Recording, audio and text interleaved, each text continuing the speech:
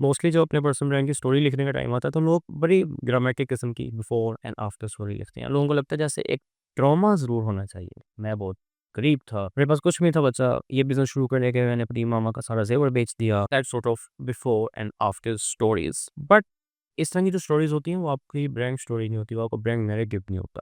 This is what we are going to learn in this video. आपकी जो brand story होती है उसके कुछ कोर एलिमेंट्स होते हैं, उसका कुछ पर्पस होता है। That purpose is very simple but it seems complex enough क्योंकि बहुत ज़्यादा लोग उसको ग्रास्प नहीं कर पाते। आपकी ब्रांड स्टोरी में कुछ क्वालिटीज़ होनी चाहिए। ये बहुत सिंपल होनी चाहिए and firstly it should tell why your brand exist, secondly what you believe in and thirdly कि आप जो भी कह रहे हैं लोग आप पे यकीन क्यों करें भाई, ट्रस्ट फैक्टर। आई एम इंसान आगे और अगर आप ये कोर्स फॉलो कर रहे हैं तो आपने अभी तक अपने ब्रांड को डिफाइन कर लिया और अपने आपके ब्रांड को पोजीशन करने का फैसला भी कर लिया। आई मीन आपने एक फ्रेमवर्क तो बना लिया लेकिन अब उस नैरेटिव को जिस जो अब जो की पोजीशन आपने ली है उसको लोगों को बताना कैसे है, कम्युनिकेट कैसे करना है, अपने नैरेटिव को आगे पुश कैसे करना है। Let's do that and welcome to the episode 3 of building your own personal brand.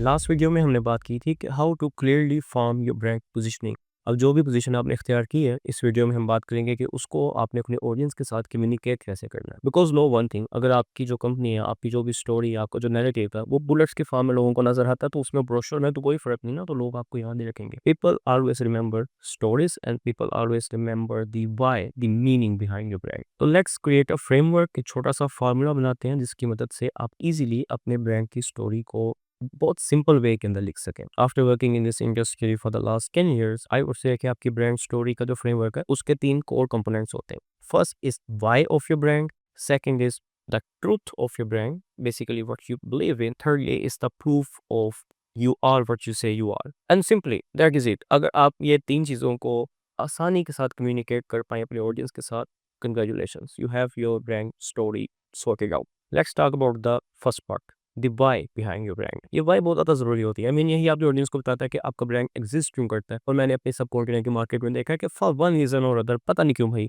लोगों को लगता है कि जो व्हाई है ना ये हमेशा ट्रॉमा में होनी चाहिए। मैं साइकोलॉजिस्ट इसलिए बना हूँ क्योंकि बचपन में मैं बहुत मेंटली टॉर्चर होता था। व्हाई बिहाइंड योर ब्रांड हमेशा एक सैड स्टोरी बनी होना चाहिए।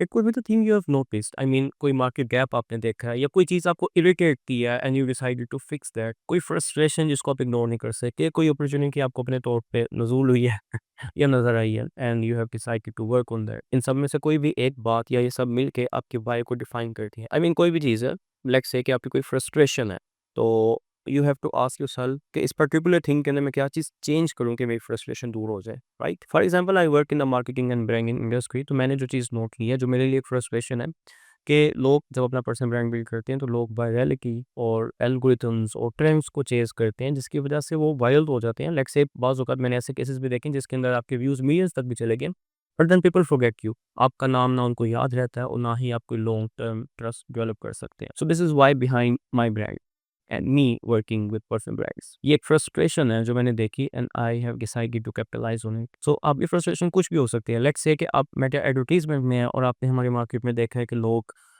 ब्रांड के साथ काम करते हैं और लंबे-लंबे ग्राफ्स लेके आ जाते हैं कि देखिए हमने आपको इतने व्यूज़ लेके दिए हैं। तो ये फ्रस्ट्रेशन है क्योंकि बिज़नेस में तो कोई इज़ाफ़ा नहीं हुआ एंड यू थिंक कि नहीं यार इसको दूर होना चाहिए। सो आप एक नया एंगल लेके आए हैं। ये जब व्हाई क्लियर होता है तो then comes your truth, the second part, what you believe in, and this is the heart of your brand positioning. जैसे मैंने कहा कि मेरे लिए फ्रस्ट्रेशन है कि लोग वायरलिटी को इतना चेज़ करते हैं, फिर भी ट्रस्ट डेवलप नहीं होता। सो इसका सॉल्यूशन मेरे नज़र में ये है कि your personal brand should be rooted in your story, your lived experience, your philosophy. जब ऐसा होता है तो आपको इस चीज़ से फ़र्क नहीं पड़ता कि सोशल मीडिया पे आंधी किस तरफ से चल रही है और आपको ये फ़ील भी नहीं आती कि हर ट्रेंड को आपने फ़ॉलो भी करना है और वायरलिटी जैसा कोई बहुत ही अच्छी चीज़ है। You focus more on trust, you focus more on the deep connections you have with your audience or your client base। या फिर जैसे हमने मेटा एडवर्टाइजमेंट की मिसाल ली थी, तो अगर आपको ये फ्रस्ट्रेशन है कि लोग व्यूज़ के चक्कर में इतना ज़्यादा पड़ जाते हैं, लोग इतने ग्राफ्स लेके आ जाते हैं कि देखिए हमने आपकी वीडियो को इतने या आपके प्रोडक्ट को इतने लोगों ने पहुँचाया लेकिन वो बिक नहीं रही। सो अ काउंटर टू दैट, आपका जो सॉल्यूशन होगा इस फ्रस्ट्रेशन को फिक्स करने का, दैट वुड बी कि भाई मैं सिर्फ सेल्स पे फोकस करता हूँ। मैं आपको बताऊँगा कि मेरे साथ काम करते हुए आपका रेवेन्यू कितना इंक्रीज़ होता है। That is your positioning. काम आप भी वही कर रहे हैं जो दूसरा मेरा एडवर्टाइजमेंट वाला कर रहा है। But your perspective about it changes how you position your brand. और अपने इस ट्रुथ, इस बिलीफ को अपने दिल से निकाल के दिमाग को लाने के लिए एक बड़ी अच्छी प्रैक्टिस है कि आस्क योरसेल्फ कि आप जिस भी इंडस्ट्री में काम कर रहे हैं What is one thing that you disagree with? What is one thing that you would like to fix? Then comes the third part, the proof part. Of course, जब मैं ये कह रहा हूँ कि मेरे लिए एक frustrating thing है कि लोग viral trends को इतना chase करते हैं कि अपने आप को भूल जाते हैं. Of course, मैं जब कहता हूँ कि मेरा belief है कि your trust is bigger than the views you get.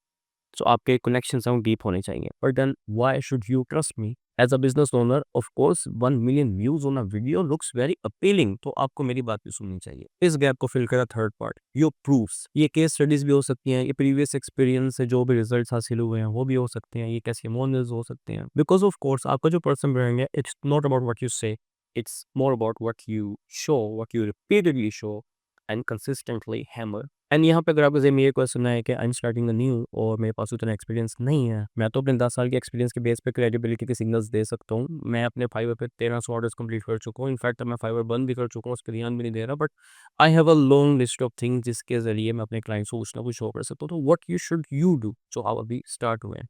अगर आपके पास केस स्टडीज नहीं है, आपके पोर्टफोलियो में प्रोजेक्ट्स नहीं है, तो you can document everything that you are learning. आप ब्रेक डाउन कर सकते हैं दूसरों की कैंपेन्स का, अपनी इंडस्ट्री के अंदर जो भी दूसरे लोग कर रहे हैं आप उसका ब्रेक डाउन कर सकते हैं to show that you clearly process the knowledge and how you would do things differently. आप ऑडिट कर सकते हैं, जैसे मैं दूसरे पर्सन ब्रांड्स को ऑडिट कर सकता हूँ, या हमने मैक एडवर्टीजमेंट की मिसाल ली थी. आप दूसरों की कैंपेन्स को ऑडिट कर सकते हैं, आप बता सकते हैं कि अगर आप होते तो आप क्या करते हैं. एंड ये सब कुछ जो कर रहे हैं आप इसको बहुत अच्छे तरीके से रिप्रेजेंट कर सकते हैं डिफरेंट सोशल मीडिया प्लेटफॉर्म्स. इस सब के लिए आपको प्रीवियस पोर्टफोलियो की जरूरत नहीं है, बिकॉज आपका जो पर्सन ब्रांड है, if you really care about it, तो आपको ब्रैग करने की जरूरत नहीं है. आपको ये कहने की जरूरत नहीं है कि मैं तो तबाही मचाता आया हूँ, भाई आप भी मेरे पास आओ तो मैं आपको भी आग लगा दूंगा. पर्सनल ब्रांड का मेन मकसद होता है अपनी इंडस्ट्री के अंदर स्केप्टिसिज्म को रिमूव करना, फ्रिक्शन को रिमूव करना. आप जितना स्केप्टिसिज्म को एड्रेस करेंगे, आप जितना कंफ्यूजन को क्लैरिटी में तब्दील करेंगे, उतना ही आपको पर्सनल ब्रांड के लिए बेहतर है. सो आपकी जो पर्सनल ब्रांड की स्टोरी है, इसके अगर फ्रेमवर्क के दरिया को मैं कूजे में बंद करूं, so first one is why of your brand, कि भाई मैंने ये देखा, मैंने ये फ्रस्ट्रेशन फील की. Second is your truth, what you believe in, which is कि हाँ ये मैंने फ्रस्ट्रेशन फील की and this is how it should be fixed. And thirdly is the proof part. मैं डॉक्यूमेंट करूंगा, मैं शो करूंगा कि भाई ये जो मैं प्रीचिंग कर रहा हूँ, जो से मैं ख्यालात का इजहार कर रहा हूँ, how true they are and why they actually work. That was all about this episode. At the end एक छोटी सी असाइनमेंट ये है कि डू दैट, अपने कुछ वाई लिखें, वाई यू हैव स्टार्टेड या why are you starting what you want to start, whatever you believe in, your philosophy, your truth about that industry, उसको लिखें. It can more than one thing. आपका जो Y है वो भी एक से ज़्यादा हो सकता है, आपका जो कोर बिलीव है वो भी एक से ज़्यादा हो सकता है. And then write some proofs. और अगर प्रूफ्स नहीं है तो राइट थिंग्स जो आप कर सकते हैं. आई मीन कि आप इसके बारे में केस स्टडीज बना सकते हैं या इसके बारे में आप दूसरों को ऑडिट कर सकते हैं. Right those things down and while doing them remember keep it human. कोई बहुत ज़्यादा पॉलिश्ड रोबोटिक होने की जरूरत नहीं है. Just be truly you, people will love you. AI slope की वजह से पहले ही रोबोटिक कंटेंट बहुत ज़्यादा है, सो जस्ट इग्नोर दैट. इसकी बहुत अच्छी प्रैक्टिस ये है कि जब आप अपनी ब्रांड स्टोरी लिख लें तो उसको रिकॉर्ड करें वॉइस मेमो के तौर पे और फिर उसको सुनें. अगर वो सुनता हुआ आपको बहुत अजीब, बड़ी कॉर्पोरेट और रोबोटिक वाइब देती है, गुड, उसको रीराइट कर लें. बिकॉज लाइक वी से good writing is rewriting. I hope this has help you. I hope इससे आप अपनी ब्रांड स्टोरी को बेहतर तरीके से लिख सकेंगे. स्टे सब्सक्राइब, क्योंकि नेक्स्ट एपिसोड के अंदर हम लोग देखेंगे कि आपने अपने टॉपिक्स कैसे सेलेक्ट करने हैं, मतलब आपने अपने कंटेंट पिलर्स कैसे डिफाइन करने हैं. I hope to see you next time. अल्लाह हाफिज़.